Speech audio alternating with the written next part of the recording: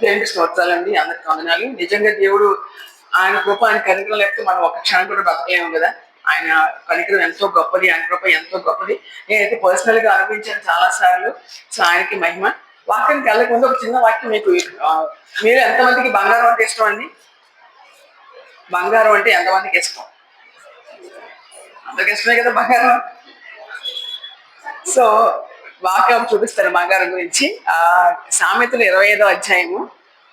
So 12వ వచనం.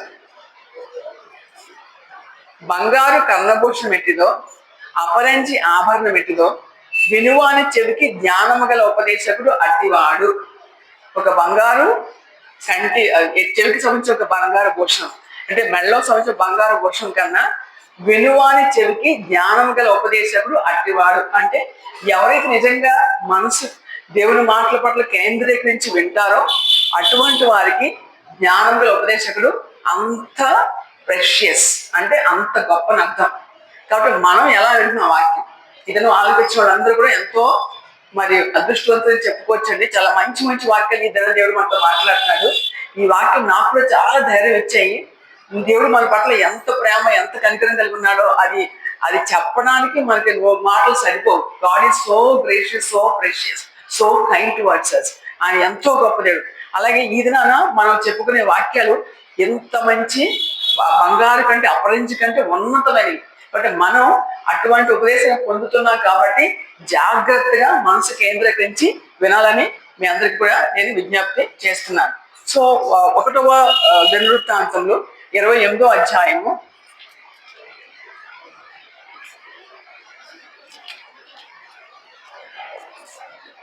ఇక్కడ 9వ వచనం చూద్దామండి. ఇక్కడ ఏముందంటే, ఇక్కడ దావీదు మహారాజు సొలొమోను తన కుమారుడితో చెప్తున్నాడు దేవుడి గురించి. సో మామూలుగా చెప్పాలంటే తల్లిదండ్రులకి ఎక్కువ తెలుస్తుందా దేవుడి గురించి, పిల్లలకి ఎక్కువ తెలుస్తుందా దేవుడి గురించి? తల్లిదండ్రులకి ఎక్కువగా తెలుస్తుంది కదా. తల్లిదండ్రులు వాళ్ళ ప్రయాణంలో దేవుడితో సన్నిహిత సంబంధం కలిగి ఉంటారు. అనేక ఇబ్బందులు వారి జీవిత యాత్రలో దేవుని గురించి అనేక సంగతులు వాళ్ళు పరిశీలన చేసుకుంటారు, తెలుసుకుంటారు, అనుభవిస్తారు. కాబట్టి they know better than children. So అలాగే ఈ దావీదు తన కుమారుడు సొలొమోనుతో మాట్లాడతాడు. ఏమని? దేవుడి గురించి మాట్లాడతాడు. ఒకసారి చూడండి 9వ వచనంలో. సొలొమోనా నా కుమారుడా, నీ తండ్రి యొక్క దేవుడైన యెహోవా అందరి హృదయమును పరిశోధించేవాడు. ఇక్కడ ఏమన్నాడు? సొలొమోనా నా కుమారుడా, నీ తండ్రి యొక్క దేవుడు యెహోవా. ఇక్కడ మన తండ్రి అంటలా, నీ తండ్రి దేవుడు అంటే అంటే నా దేవుడు నిన్నట్టుగా చెప్తాడు. అంతే కదా. సొలొమోను తండ్రి ఎవరు? దావీదు దేవుడు ఎవరు? యెహోవా దేవుడు. అందుకే ఎంత క్లియర్ చెప్తాను. నీ తండ్రి దేవుడు యొక్క దేవుడైన యెహోవా అందరి హృదయంలో పరిశోధించువాడును. సో ఆ దేవుడు ఎలాంటి వాడట? అందరి హృదయాలు ఆయన పరిశోధిస్తాడు. ఎలాగుంది ఈ మనిషి హృదయము, ఎలాగుంది ఈ మనిషి ఆలోచన, ఎలా ఉంది మనిషి ప్రవర్తన అని పరిశోధిస్తూ ఉంటాడు. అందరి హృదయాన్ని పరిశోధించేవాడును, ఆలోచనలన్నింటినీ సంకల్పంలన్నింటినీ ఎరిగిన వాడునే ఉన్నాడు. మన ఆలోచన ఎలా ఉంది, మన సంకల్పం, మనం ఏం చేయడానికి నిశ్చయించుకున్నాం, ఏం చేయబోతున్నామో, ఏమి ఆలోచిస్తున్నామో కూడా ఆయనకి తెలిసాడు, ఎరిగిన వాడునే ఉన్నాడు. నీవు ఆయనను తెలుసుకొని. సొలొమోనుకు దేవుడు అంటే తెలుసా తెలీదా? కొంత మార్గం అయితే తెలిసేమో, దావీదు తెలిసినంతగా తెలియదేమో. అందుకే ఇక్కడ అన్నాడు దావీదు సొలొమోనుతో ఏమని? నీవు ఆయనను తెలుసుకొని హృదయపూర్వకంగాను మనపూర్వకమాను ఆయనను సేవించుము. నీవు ఆ దేవుణ్ణి తెలుసుకొని హృదయపూర్వకముగా, అంటే హృదయం సాగకుండా హృదయపూర్వకంగా, ఇంకా మనపూర్వకముగా, పూర్ణ హృదయంతో పూర్ణ మనసుతో, అంటే దగ్గరగా పూర్ణ హృదయంతో పూర్ణ మనసుతో ఆయనను సేవించుము. సో దేవుడే ఒక మనిషి హృదయంలో ప్రముఖ స్థానం కనుక ఉంటే, మనిషి హృదయం అంతా కూడా దేవుడి మీద ఆధారపడితే ఆ మనిషి యొక్క జీవితం ఎప్పుడు కూడా సమృద్ధితోనూ, మరి సమాధానంతోనూ, మరి సకల మేలుతో నింపబడి ఉంటుంది. కానీ వారికి మరి ఎటువంటి ఇబ్బందులు కలిగి ఉండవు. ఒక ఇబ్బందులు వచ్చినా తక్కువ సమయం మాత్రమే ఆ ఇబ్బందులు ఉంటాయని మనం గ్రహించాలి. మనపూర్వకంగా ఆయన సేవించము, ఆయనను వెతికిన యెడల ఆయన నీకు ప్రత్యక్షమగును. సో దేవుడు వచ్చి కనిపిస్తాడు మనకి కాదు, మనం ఆయన్ని వెతకాలి. ఇక్కడ అని చెప్పాడు దావీదు మహారాజు, ఆయన వెతికిన యెడల ఆయన నీకు ప్రత్యక్షమగును. నీకు సహాయం కావాల్సినప్పుడు, ఇబ్బంది వచ్చినప్పుడు, వేదన వచ్చినప్పుడు దేవుని వెతికితే ఆయన ప్రత్యక్షం అవుతాడు. ఆ దేవుని సహాయం కోరితే ఆయన సహాయం చేస్తాడు. మీరు అదే ఆయన వెతికడానికి ప్రత్యక్షమగును. నీవు ఆయనను విసర్జించినట్లా ఆయనను నిత్యముగా త్రోసివేయను. ఒకవేళ నువ్వు గర్వించి ఆయన విసర్జిస్తే నిత్యముగా ఆయన నిన్ను త్రోసివేస్తాడు. కాబట్టి మనం ఎంత భయంతో ఎంత భక్తో ఆయన మనం రక్షించాలో మనకు గుర్తెరగాలి. కాబట్టి మనం కూడా ఇదైనా దావీదు సొలొమోనుతో ఏం చెప్పాడో ఈ దేవుడు మనతో కూడా ఇదైనా మాట్లాడతాడు. మనం హృదయంలో తలంపులు ఆలోచన అన్ని ఆయన తెలుసు కాబట్టి హృదయపూర్వకంగా మనస్పూర్వకంగా ఆయన సేవిస్తున్నామా లేదా, మన ఆలోచన సంకల్పం ఆయనకు తెలుసు కాబట్టి అవి సరిగ్గా ఉన్నాయా లేదా మనం పరిశీలన చేసుకుని మనం దేవుని దగ్గర తిరగాలి, మనపూర్వకంగా ఆయన సేవించాలి. కాబట్టి మనకు సమస్య లేని కుటుంబము, సమస్యలు లేని మనిషి ఉండరు. కానీ సమస్య వచ్చినప్పుడు దేవుని దగ్గరికి వెళ్ళినప్పుడు ఆయనే మనకి సహాయం చేస్తాడు. కాబట్టి మనం చాలా జాగ్రత్తగా మన హృదయాన్ని మనసు ఆయన వైపుగా తిప్పుకోవడం అది మనకి ఎంతో క్షేమం. ఇంకా 21 దినవృత్తాంతం 29వ అధ్యాయము 11 నుంచి 13 వరకు చూద్దామండి.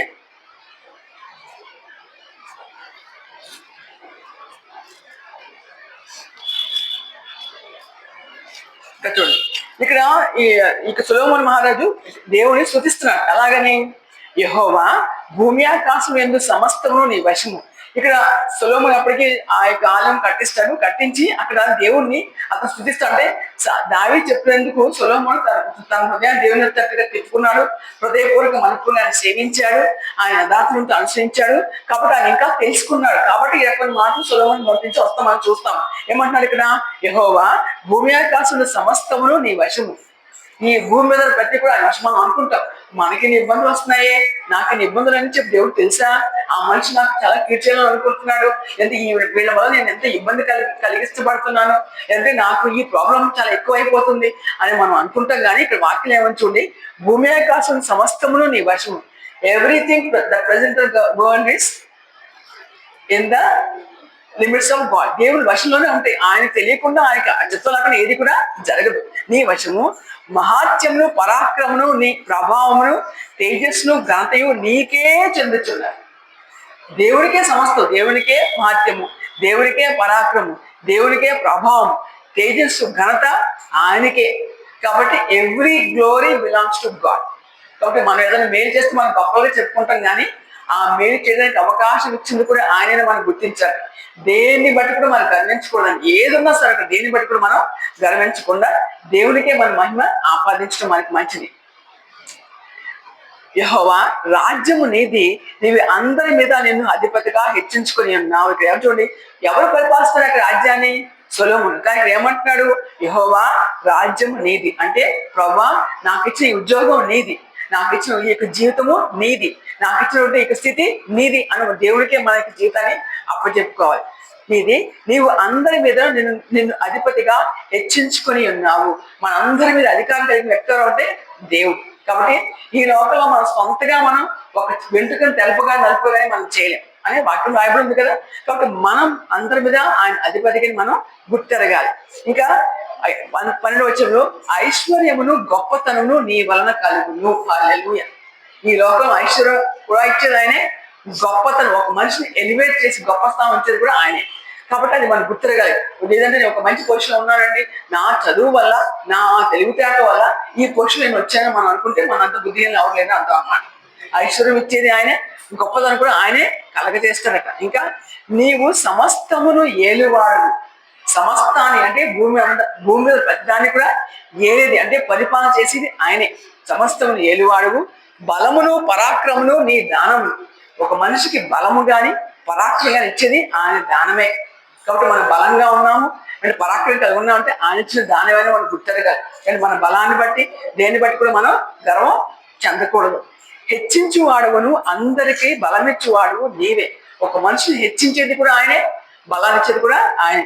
ఈ సొలొమోను ఎంతగా దేవుడు శుద్ధిస్తున్నాడు ఇక్కడ.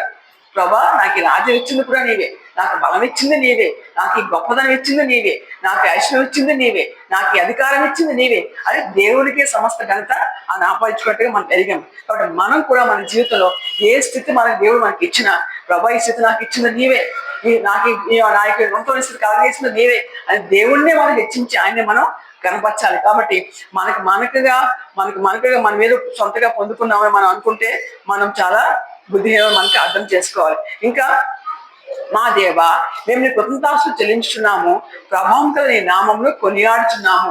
ఇంకేంటంటే మనం దేవుని కృతజ్ఞతాస్తుతులు, మనం పెద్దాన్ని బట్టి దేవుని కృతజ్ఞతాస్తులు చెల్లించాలి. అంటే థ్యాంక్స్ గివింగ్. ప్రభా ఇదన్నా నాకు ఇచ్చావు నీకు వందనాలు, నేను దాన్ని కాపాడారు మీకు వందనాలు, వాళ్ళకి మంత్ ఎండింగ్ కూడా ప్రభా ఈ మంత్ అంతా నువ్వు కాపాడారు నీకు వందనాలు, నెక్స్ట్ మంత్ కూడా నీ కృప అనిపిస్తున్నా నీకు వందనాలు. మరి దాన్ని బట్టి కూడా మనకి కృతజ్ఞతాస్తులు చెల్లిస్తున్నారు. ఎంతమంది నిజంగా దేవుడికి మరి కృతజ్ఞతాస్తులు చెల్లిస్తున్నారు? ప్రతి దినాన్ని బట్టి దేవుడు స్థుతించాలి. ఒక లేడీ ముస్లిం అంటే 105 సంవత్సరాలు బతికిందంట. ఒక విలేకి వెళ్ళి అడిగారంట, అమ్మ మీరు 105 సంవత్సరాలు బతికారు కదా, మీ యొక్క దీర్ఘాయుకి మీ ఆరోగ్యానికి కారణం ఏంటని అడిగారంట. ఆవిడ అందంట, ప్రతి దినము నేను ఒకే ఒక ప్రార్థన చేస్తానండి, అదేంటంటే ప్రభా ఈ దినమంతా కూడా నీకు నాకు మంచి ఆరోగ్యం ఇచ్చారు, నాకు ఆహారం ఇచ్చారు, తిన్న ఆహారం అరగటానికి సహాయం చేశారు, అన్ని రీతిగా నాకు మేలు చేశారు, ఎంత గొప్పగా ఈ దినం నాకు ఇచ్చారో అంతకంటే గొప్పగా మరొక్క దినం నాకు ఉన్న ప్రభావం ప్రార్థన చేస్తారంటాడు. మరొక్క దినం నాకు ఉన్న ప్రభావం ప్రార్థన చేస్తారంటాడు. సో నెక్స్ట్ డే మళ్ళీ అదే అయిపోయింది, నెక్స్ట్ డే మళ్ళీ అయిపోయింది. అలాగే ఆవిడకి 105 సంవత్సరాలు వచ్చినప్పుడు కూడా మంచి ఆరోగ్యం తను చేసుకుంటూ తను చేసుకుంటూ వాడిని ఇస్తూ ఉన్నారు. కాబట్టి దేవుడు ఏమని అడుగుతున్నారు, ఇంకొక దినం ఇలా నాకు వెళ్ళి ప్రభు అడుగుతున్నారు, అలాగే దేవుడు ఇస్తూనే ఉన్నారు దేవుడు. కాబట్టి అది ఎంత తెలివిగా ప్రేర్ చేశారు కదా అనిపిస్తూ ఉంటుంది. కాబట్టి ఇక్కడ కూడా తొలిమ ఏం చేస్తారంటే మరి ఐశ్వర్యం గొప్పతనం నీవే ఇస్తా ఉంటాం. అందుకని మనం ఏం చేయాలంటే, మా దేవా మేము నీ కృతజ్ఞత చెల్లించున్నాము, ప్రభావం గల నీ నామంలో కొనియాడుచున్నాము. దేవుడికి మనం కృతజ్ఞత చెల్లించాలి, ఆయన నామాన్ని మనం కొనియాడాలి. అంటే పాటలతో మేము శృతించాలి, ఆయన గణపరచాలి, కీర్తించాలి, శృతించాలి, స్తోత్రించాలి. కాబట్టి ఆ రకంగా మనం చేయాలి, మనం గుర్తెరగాలి. ఇంకా 29 అధ్యాయం 17 వచ్చి ఒకసారి చూడండి. నా దేవా నీవు హృదయ పరిశోధన చేయొచ్చు, యథార్థవంతులు ఎందుకు ఇష్టపడుచున్నావో నేను ఎరుగుతును. ఇప్పటికీ సొలొమోనుకి అర్థమైంది దేవుడి హృదయం ఏంటో. దావీదు చెప్పాడు కదా, నీవు ఆయన వెతికితే ఆయనకు ప్రత్యక్షమవుతాడు, హృదయపూర్వక మనస్పూర్వకంగా ఆయన చేయించి అని చెప్పాడు కదా. చెప్పినందుకు ఆ రకంగా సొలొమోను చేసి ఉంటాడు. సొలొమోను ఇంకా దేవునితో ఇంటిమేసి డెవలప్ చేసుకున్నాడు కాబట్టి ఇక్కడ ఈ రకంగా మాట్లాడతాడు. ఏమని 17వ వచనంలో, నా దేవా నీ హృదయ పరిశోధన చేయొచ్చు, యథార్థవంతులు ఎందుకు ఇష్టపడుచున్నావో నేను ఎరుగుదును. ఎవరేం దేవుడు ఇష్టపడతాడట? యథార్థవంతులు ఎందు. అసలు యథార్థ అంటే ఏంటి? వాట్ ఈస్ మెన్ బై యథార్థత? యథార్థ అంటే మనం ఏమి ఆలోచిస్తున్నామో చెప్పగలుగుతాం. మనం చేసేది కరెక్ట్గా చెప్పగలం. చాలా మంది లోపల మనసులో ఒకటి ఉంటుంది, బయట ఒకటి చెప్తారు. ఒకటి ప్లాన్ చేసుకుంటుంటారు, మొదటి రోజు చెప్తారు, బయట చక్కగా నవ్వుతూ మనతో మంచిగా మాట్లాడతారు, మనసులో మన గురించి వాళ్ళు తిట్టుకుంటూ ఉంటారు. దాని యథార్థ అంటారు. యథార్థ అంటే వాట్ ఈస్ దట్? అంటే మనం చెప్పిన ఆలోచన మనం మంచి లేనప్పుడు మనం చెప్తాం కదా. సో మనం ఎదుటి వాళ్ళ పట్ల మనం సదుద్దేశం కలిగి ఉంటే మనం చెప్పడానికి భయమే ఉండదు. కాబట్టి అటు సదుద్దేశం కలిగి ఉండటమే యథార్థంగా మనం అనుకోవచ్చు. కాబట్టి ఇక్కడ ఏమన్నాడు వాక్యంలో, యథార్థవంతులు ఎంత నీవు ఇష్టపడుచున్నావని నేను ఎరుగుదును. So God fair heart, frank heart కావాలి, యథార్థానికే ఇష్టం. ఇంకా నేనైతే యథార్థ హృదయం గలవాడిని, ఇవి అన్నీ మనఃపూర్వకంగా ఇచ్చి ఉన్నాను. ప్రభా నీ ఆలయం కోరు కట్టించడం కోసం నేను ఇవన్నీ మనఃపూర్వకంగా ఇచ్చానయ్యా. నేను దేవుడు నీకు చాలా మంది అనుకుంటారు, దేవుడు దశమ భాగం ఇస్తే 100 తిరిగిస్తాడు కదా అని అనుకుని 10 రూపాయలు ఇచ్చి ప్రభా నాకు 100 రూపాయలు ఎప్పుడు ఇస్తాను కొంతమంది వెయిట్ చేస్తూ ఉంటారంట. అలా కాదు, మనం దేవుడికి ఇచ్చినప్పుడు యథార్థంతో మనకి ఇచ్చినప్పుడు ఆయన అది 100 1000 ఎంతో కొంత ఆయన మనకి తిరిగి ఇస్తారు. కానీ but we should wait, we should be patient. మనం దేవుని దగ్గర వినయముతో విధేయతతో మనం ఎదురు చూడాలి, కానీ దేవుని దగ్గర మనం డిమాండ్ చేయకూడదు. అదే అంటాడు దావీదు మహారాజు. సొలొమోను ఏమంటాడు, ఏమని నీ యథార్థవంతులు ఇష్టపడతాను నేను ఎరుగుతును, నేనైతే యథార్థంతో గెలవాడిని, ఇవన్నీ మనఃపూర్వకంగా ఇచ్చున్నాను. ఇప్పుడు ఇక్కడ నుండి నీ జనులు నీకు మనఃపూర్వకంగా ఇచ్చి చూచి సంతోషించున్నాను. సొలొమోను మహారాజు మరి దావీదు చాలా వరకు గ్యాదర్ చేస్తాడు, చాలా గోల్డ్, ఇత్తడి, ఐరన్ అంతా వెండి గ్యాదర్ చేస్తాడు ఆలయం కట్టించడం కోసం. తను అడుగుతాడు ప్రజల్ని, చాలా మంది వచ్చి ఎంతో ఎక్కువగా ఆలయం కట్టించడం కోసం ఇస్తారు. అది ఎంతగా పైలపోయిందంటే వాళ్ళు ఇంకా లెక్క పడడం ఇంకా ఆపేస్తారంట. లెక్క పెట్టలేనంతగా వాళ్ళు ఇస్తారు. అంటే అంతగా వాళ్ళు దేవుని ప్రేమిస్తారు, అంతగా దేవుడి ఆలయం పట్ల వాళ్ళు శ్రద్ధ వహిస్తారు. కాబట్టి ఇది అదే అన్నాడు ఇక్కడ మళ్ళీ సొలొమోను మహారాజు. ఇక్కడ జనులు కూడా అలాగంగా నీ మనపూర్వకంగా ఇచ్చేయడం చూసి ప్రభు నేను సంతోషిస్తున్నానని చెప్పి అక్కడ సొలొమోను దేవుని గురించి మాట్లాడుతుంటే మనం చూస్తున్నాం. ఇంకా మనం చూస్తే సామెతలు 4వ అధ్యాయము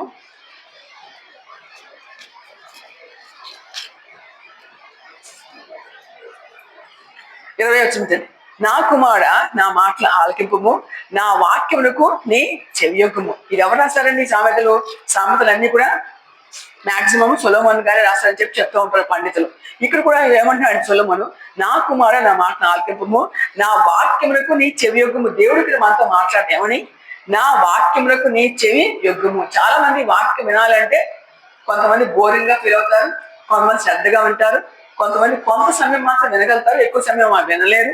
కాబట్టి మనం ఏం చేయాలంట, వాక్యానికి చెవి యొగ్గాలి. అంటే వాక్యం వస్తుందా, అమ్మో నేను జాగ్రత్తగా వాక్యం వినాలంట. ఏమవుతుంది దానివల్ల, నీ కళ్ళు ఎదుటి వాటిని తొలగిపోనీయకము, నీ హృదయం నుండి వాటిని భద్రం చేసుకోలేము. ఈ వాక్యాన్ని మనం రాసుకు పెట్టుకొని మన కళ్ళు అయితే మన లెగ్గానే వాక్యం కనిపెట్టుకుని మనం పెట్టుకోవాలంట. నేను కూడా మా స్కూల్లో ఎవరైనా పబ్లిషర్స్ వస్తూ ఉంటారు, కొన్ని కొన్ని పెద్ద పెద్ద షీట్స్ ఇస్తూ ఉంటారు అన్నమాట. నేను తెచ్చుకున్నాను, ఇంటికి ఒక 2 షీట్స్ తెచ్చుకున్నాను. మాస్టర్ గారిని ఒక మార్కర్ పెన్ అడిగాను. నేను నాకు కొన్ని వాక్యాలు రాసుకుని నేను లెగ్గానే కనిపెట్టుకుని పెట్టుకుందామని అనుకుని సో షీట్స్ రెడీగా ఉన్నాయి, పెన్ రెడీగా ఉంది. నాకు సమయం కుదరట్లేదు. సో దేవుని చిత్తం అయితే ఈ రోజు కానీ ఎప్పుడైనా చేయాలని అనుకుంటున్నాను. మనం ఆ వాక్యాన్ని రాసి మన కన్నెత్తులు మనం పెట్టుకోవాలట. తొలగిపోనీయకము, నీ హృదయం ముందు వాటిని భద్రం చేసుకొని. ఆ యొక్క వాక్యాన్ని మన హృదయంలో భద్రం చేసుకుంటాయి. ఎంతమంది హృదయంలో వాక్యాన్ని భద్రం చేసుకుంటున్నారు?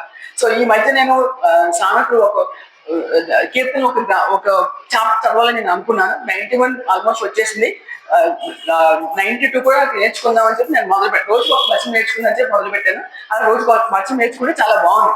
సో మీరు కూడా రోజుకు ఒక వచనం నేర్చుకుని నెక్స్ట్ అలా యాడ్ చేసుకుంటా ఉంటే ఒక నెలకి మనం 30 వచనాలు నేర్చుకోగలుగుతాం కదా. సో అలాగా హృదయంలో మన వాక్యాన్ని భద్రం చేసుకోవడానికి మనకి ఎంతో మంచిది. నేను 92వ కీర్తన కూడా నేర్చుకున్నాను. అలాగే మనం ఆ వాక్య హృదయంలో భద్రం చేసుకుంటే మనకి ఎంతో మంచిది. అది ఎంత ధైర్యం వస్తుందంటే, ఎంత ఒక 10 నిమిషాలుగా వచ్చి చెప్పినా మనకి ధైర్యం రాదేమో కానీ మన హృదయంలో వాక్యం మనకి అంత ధైర్యం ఇస్తుందండి. దయచేసి హృదయంలో వాక్యం నింపుకోవడం మనకి ఎంతో మంచిది. ఇంకా చూడండి, హృదయంలో వాటిని భద్రం చేసుకోవడము, దొరికిన వారికి అవి జీవమును, వారి సర్వ శరీరములకు ఆరోగ్యము ఇచ్చిన. ఈ వాక్యాన్ని కనుక హృదయంలో భద్రం చేసుకుని ఆ వాక్యం కనుక మనలో ఉంటే కనుక ఏమవుతుందంట, దొరికిన వారికి అవి జీవం, ఆ వాక్యం వారికి జీవం ఇస్తుంది. ఇంకా వారి సర్వ శరీరములకు ఆరోగ్యం ఇస్తుంది.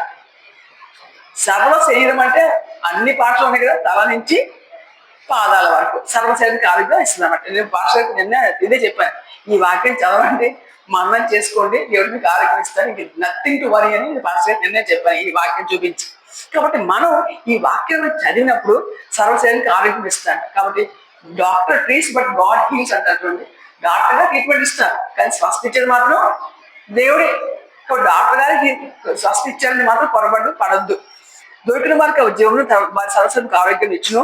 నీ హృదయంలో ఉండే జీవనాలు వాక్యం కనుక మన హృదయంలో ఉంటే మనం ఏంటి మాట్లాడతామంటే, నా దేవుడు నాకు తోడుగా ఉన్నాడు, ఆయన నాకు స్వాస్థ్యం ఇచ్చాడు, ఆయన నాకు ఆయుష్యం ఇచ్చాడు, ఆయన నాకు ఆరోగ్యం ఇచ్చాడు, ఎటువంటి అనారోగ్యానికి నా మీద జయం లేదు, నేను నా దేవుని బిడ్డని అని మనం జీవం అనే మాట మనం పలుకుతాం. నీ హృదయం జీవజాలు బయలుదేరు. కాబట్టి అన్నిటికంటే ముఖ్యముగా నీ హృదయంలో భద్రముగా కాపాడుకోలేము. మన హృదయం ఏంటి వస్తుంది, ఎటువంటి మనం చూస్తున్నాము, ఎటువంటి హృదయం తీసుకుంటున్నాం, మనం జాగ్రత్త చేసుకోవాలి. బట్ హృదయాన్ని మనం భద్రంగా, ఎటువంటి దేవుడికి వ్యతిరేకమైన మన హృదయంలో రాకుండా మనం భద్రంగా కాపాడుకోవాలి. మూర్ఖం మాటలు నోటికి రానియకము, పెద్దల నుండి కుట్టమైన మాటలు రానిక. కొంతమంది నేను బతుకున్నాను కాబట్టి ఇలా ఉంది, ఇలా లేకపోతేనా నేను చేస్తగానే నీకు తెలుస్తుంది, ఎలా కొంతమంది మూర్ఖ మాటలు మాట్లాడతారు. మనం మాట్లాడకూడదు. ఇలా పెద్దల నుండి కుట్లమైన మాటలు, ఎదుటి వాళ్ళని తక్కువ చేసే మాటలు, ఎదుటి వాళ్ళని అవమానించే మాటలు మనం మాట్లాడకూడదు. రానియొద్దని చెప్పి వాక్యం రాయబడి ఉన్నది.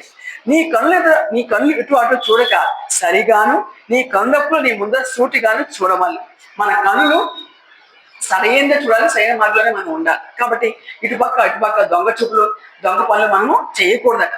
నీవు నడుచు మార్గము సాగము చేయను, అప్పుడు నీ మార్గంలోని స్థిరమార్గం. మనం దేవుడి యొక్క దేవుడు ఇచ్చిన రీతిలో మన కన్ను సరిగా చూసినప్పుడు, మన కన్నుప్పుడు చూటుగా ఉన్నప్పుడు, అప్పుడు ఏం చేస్తున్నట్టే మనం నడిచే మార్గం అంటే మనం ఒక దారిలోనికి మనం వెళ్ళవలసి వచ్చినప్పుడు ఆ దారి సరైనదా కాదా, అది మంచిదా కాదా మనం చూసి ఈ దారి మంచిగా ఉంది, ఇలా వెళ్దాం, ఇది మంచిది, దేవుడి చిత్తం అని అలా వెళ్ళినప్పుడు ఏం చేస్తుందంట మార్గం, అప్పుడు ఈ మార్గంలన్నీ స్థిరంగా. కాబట్టి మన కళ్ళు మంచి మార్గంలోనే వెళ్ళాలి, మంచి మార్గమే చూడాలి. అలా ఉన్నప్పుడు అవి మార్గాన్ని సాగము చేస్తాడు. ఇంకా చూడండి 27వ వచనంలో, నీవు కుడి తట్టకను ఎడమ తట్టకను తిరగకము, నీ పాదమును కీడునకు దూరముగా తొలగించుకొను. మనం నడిచే త్రోవ కుడి పక్క అడతక్క తిరగకూడదట, కీడునకు దూరంగా వెళ్ళిపోవాలి. అంటే ఏదైనా కీడు వస్తుందంటే దానికి దూరంగా మనం వెళ్ళిపోవాలి. అంటే అబద్ధంగా చెప్పినంత వరకు కీడు వస్తుందా మేలు వస్తుందా? కీడు. దొంగతనం చేసినందుకు కీడు వస్తుందా మేలు వస్తుందా? కీడు. దాన్ని మనం ఆపాలి. సినిమా చూడడం వల్ల కీడు వస్తుందా మేలు వస్తుందా? కీడు కదా. మరి సిగరెట్లు తాగడం వల్ల కీడు వస్తుందా మేలు వస్తుందా? కీడు. తాగడం వల్ల కీడు వస్తుందా మేలు వస్తుందా? కీడు. కాబట్టి ఇలాగ దేవుడికి మరి ఒకరి మీద ఒకరు చెప్పడం వల్ల కీడా మేలా? కీడు. కాబట్టి దీనివల్ల మనం ఏ మార్గం వెళ్తున్నాము, కీడు వచ్చే మార్గం వెళ్తున్నామా లేదా? ఒక కీడు వచ్చే మార్గం ఉంటే దాన్ని మనం వదిలిపెట్టి మనం సాధారణ మార్గంలో వెళ్ళాలి. అందుకే అంట నీ పాదము కీడులకు దూరముగా తొలగించుకోను. కాబట్టి ఏదైనా కీడు అని మనకు తెలిస్తే దానికి దూరంగా మనం వెళ్ళిపోవాలి. అంటే అది మన మీదకి వచ్చి మన మీద అది అధికారం తీసుకుని మనల్ని నష్టపరిచే కొన్నా మనమే దాని నుంచి దూరంగా వెళ్ళి దేవుడి యొక్క భద్రతలో, ఆయన కాపుదల్లో, ఆయన హత్తుకుని జీవిస్తే అది మనకి ఎంతో క్షేమం కదా. అలా జీవించడం మనకి ఎంతో మంచిది. ఇంకా చూసుకుంటే ప్రొవర్బ్స్ 5వ అధ్యాయము 21 ఒకసారి చూద్దామండి. ప్రొవర్బ్స్ 5:21. నడి మార్గంలో యెహోవా ఎరుగును, మన నడతలన్నిటిని ఆయన గుర్తించును. చాలా మంది అనుకుంటారు నేను చేసేది ఎవరికి కనపట్లేదు, నేను చేసేది ఎవరికి తెలియదు అనుకుంటారు. కానీ ఇక్కడ వాక్యం చూసారా, నరుని మార్గములు యెహోవా ఎరుగును. మనం ఏ మార్గంలో ఉన్నామో, మనం ఏ మార్గంలో ఆలోచిస్తున్నామో, మనం ఏం చేయబోతున్నామో, ఏం చేస్తున్నామో అన్నీ కూడా ఆయన తెలుసు. వారి నడతలన్నింటినీ ఆయన గుర్తించు. ఈ మనిషి నడిచే నడత ఎలా ఉంది, ఈ మనిషి ఏ ఉద్దేశంతో ఉన్నాడు, ఏం చేస్తున్నాడు, ఏం చేయ, ఇవన్నీ కూడా దేవుడు గుర్తిస్తాడట. కాబట్టి be aware, be cautious that God is watching. అది మనం గుర్తుపెట్టుకుని మనం ముందుకి వెళ్ళాలి. కాబట్టి ఈ వాక్యం జ్ఞాపకం చేసుకుని మనం ముందుకు వెళ్ళాలి. అది ఇర్మియా 17వ అధ్యాయము 7-10 చూద్దామండి. ఇక్కడ కూడా హృదయం చూడది. యెహోవాను నమ్ముకున్న వాడు ధన్యుడు, యెహోవా వానికి ఆశ్రయముగా ఉండదు. ఎవరైతే దేవుడిని నమ్ముకుంటారో వారికి దేవుడు ఆశ్రయంగా ఉంటాడు. మీరు దేవుడిని నమ్ముకుంటున్నారా లేదా? నమ్ముకుంటున్నారు కదా. నమ్ముకున్నప్పుడు ఆయన మీకు ఆశ్రయంగా ఉన్నారు, మీరు నమ్మాలి కదా. కొంతమంది దేవుడిని ఆశ్రయిస్తాను అంటారు, నమ్ముకుంటా అంటారు, వెళ్ళి తాయెత్తులు కట్టించుకుంటారు, ఇంకా వేరే వాళ్ళ దగ్గరికి వెళ్ళి అది రెమెడీస్ కోసం అడుగుతూ ఉంటారు. కాబట్టి మనం దేవుడిని నమ్ముకుంటే కొంతమంది కాలుకి తాళ్ళు కట్టుకుంటూ ఉంటారు, ఏవో నమ్ముకొని అంటారు, మళ్ళీ కాలుకి తాళ్ళు కట్టుకుంటారు, దృష్టి తీసుకురానికి దృష్టి చేయించుకుంటూ ఉంటారు. ఇవన్నీ కూడా దేవునికి ఇష్టం కాదు. Be firm in what you're following.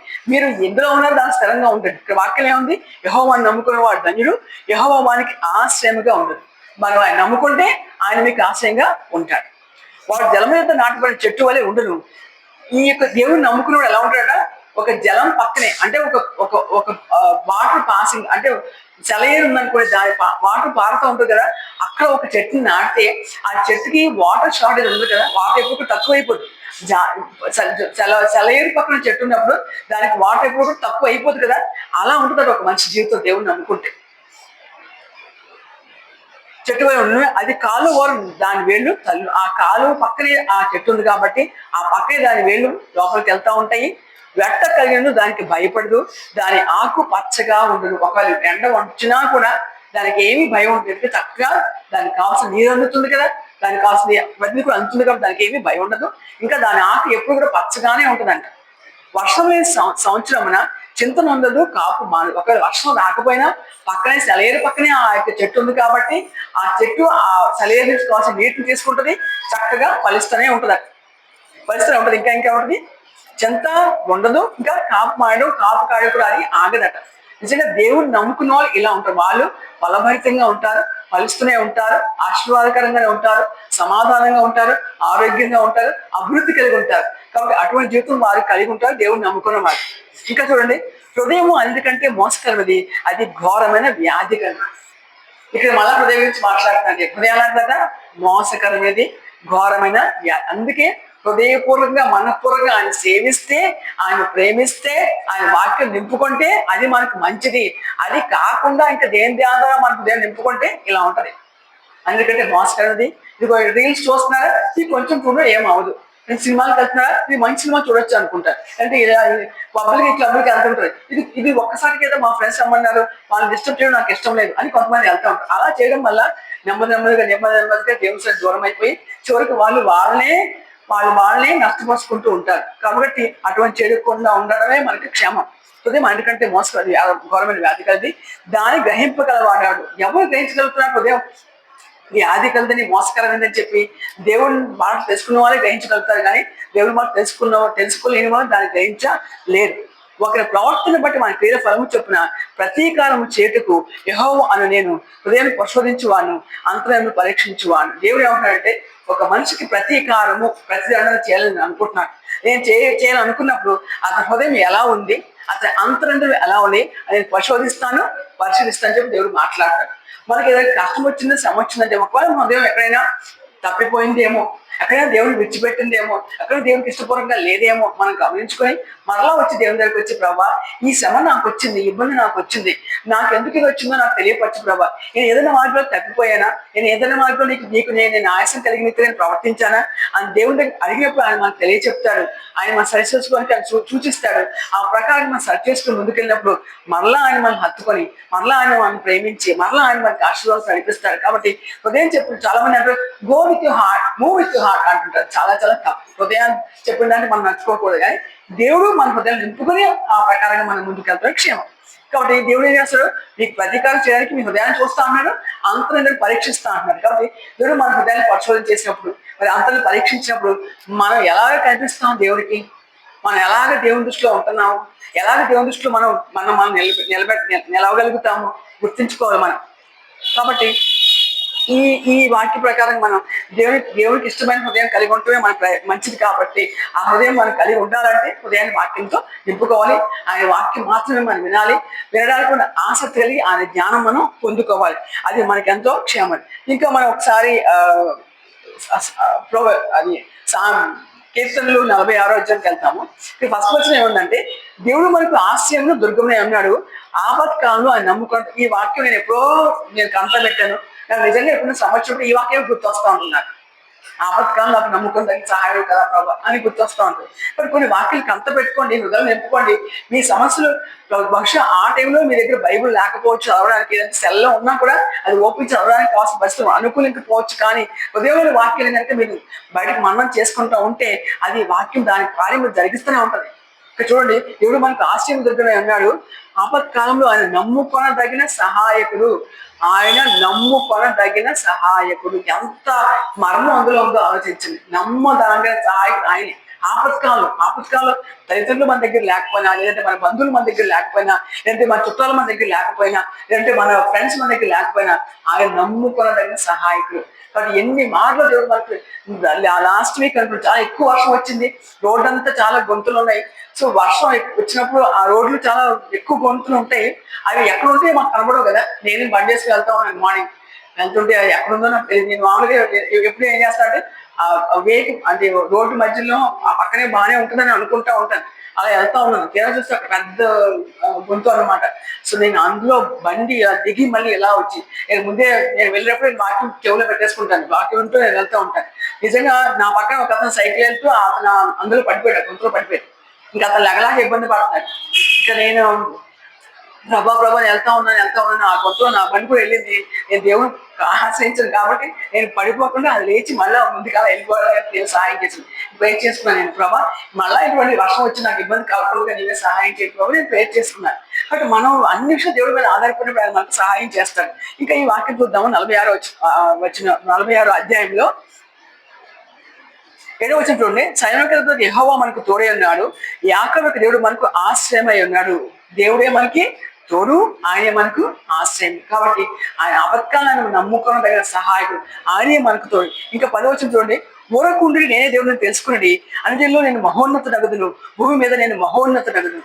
So మీకు సమస్య మీరేం వరి కాదు, మీరు ఊరకుండా ఉండండి, నేను దేవుడిని మీరు తెలుసుకోండి. అన్నజనుల్లో కానీ మరి భూమి మీద కానీ నేను మహోన్నతగా ఉంటాను.